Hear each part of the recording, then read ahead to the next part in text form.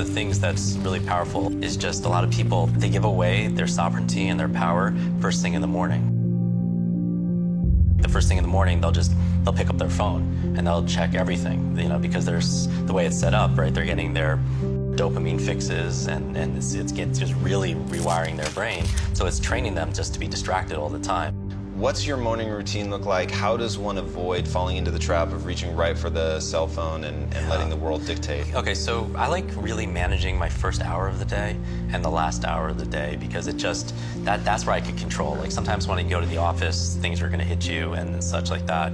But here, when you wake up, instead of reaching for your phone, right? Because first of all, I don't keep the phone actually, and I don't touch my phone the first hour. Because the problem is when you check for your email, for instance, all you're training yourself is just how to respond. You're reacting to everybody else's demands that they have for you, all their requests of the things that they're sending you. And so that's something that I don't want to train my brain to do.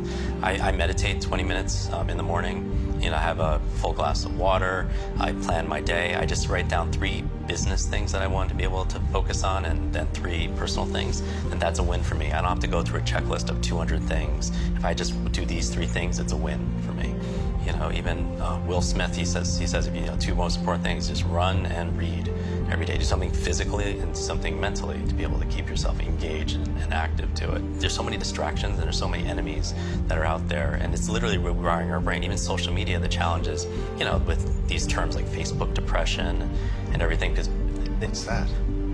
This is social media depression, because whereas everyone's looking at their feed and they're comparing their lives to other people, their highlights of other people's lives. Wow. And there's actually less life satisfaction, more sadness, depression, and stuff like that, because everyone is comparing themselves to other people, and it's a challenge. But more and more time is spent there. But these devices are created to literally jolt you with dopamine, give you these fixes.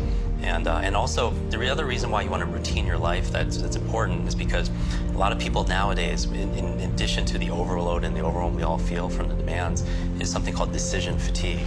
And decision fatigue is saying that, latest research is saying that you can only make a set amount of good decisions a day. And then after that, you can't. And so people like, even simply, you've heard that Mark Zuckerberg or Tony Hsieh, they wear the same clothes every single day, the same sweatshirt, the same Zappos t-shirts. And you ask them, not the same, they have their whole wardrobe, 20 of them. But the reason why is because they don't want to waste a decision on what should I wear today when they could be working on, the things that they're most, excited about. I do believe that after a certain amount of focused effort, people suffer from mental fatigue, and that's where they make more mistakes. That's where people become shorter with their temper. That's where the people make less than the best decisions ever, just because of fatigue and exhaustion, because they've been so focused doing certain other activities and such.